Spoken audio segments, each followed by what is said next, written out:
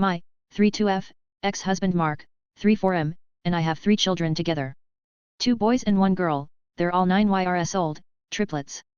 Our daughter's name is Ellie, and she's always been much more sensitive than her brothers. She just behaved differently than they did, and in the beginning I dismissed it as the boys being identical and her being the fraternal triplet, but with time I realized it was more than that. Ellie was eventually diagnosed as autistic when she was 4. She's a very sweet and very quiet kid, she doesn't talk very much, and she absolutely hates too much sound.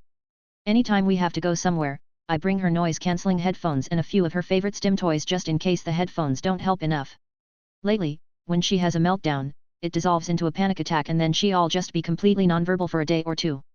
I hate seeing her go through that, so I do everything to help her manage and avoid her triggers as much as possible. Mark thinks I coddle her too much and that my efforts to help her avoid meltdowns and sensory overloads are actually just me giving in to her tantrums. He's gotten better about that mindset since his girlfriend Marissa, 33F, moved in with him, but sometimes he and I still argue about it.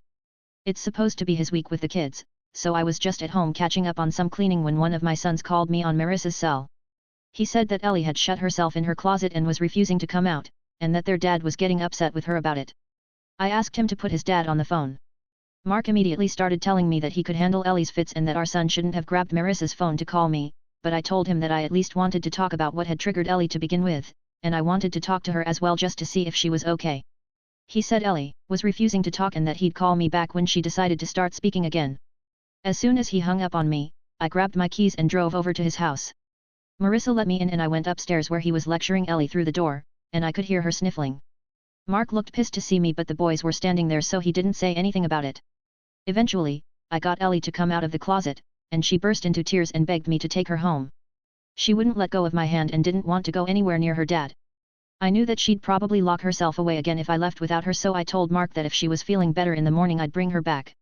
He texted me a few times after we left, saying I ruined his time with Ellie and the reason she hates it over there is because I always come to her rescue. I told my mom about it and she thinks I shouldn't interfere with the kids when they're with their dad even if there's an issue, because I'd hate it if he did the same thing to me. Edit. I have spoken to my ex since last night, and I suggested he accompany me to Ellie's next appointment with her therapist so we can talk about how to better handle these situations. He's agreed to that, so I feel as though that's a start. This post wasn't necessarily about my divorce/lack thereof, but no, I don't know why he hasn't signed the papers. He and Marissa were having an affair for 2 years before I found out. He and I have been separated for a year and she's since moved in with him. I assumed he'd be more than okay with signing the papers, given the circumstances, but he's been reluctant to do it and I've given up on asking why. I'm also looking into getting a lawyer to talk about custody involving all 3 of the kids. I want them all to have a good relationship with their dad, but I know my sons wouldn't be on board with an arrangement where they didn't get to be with their sister.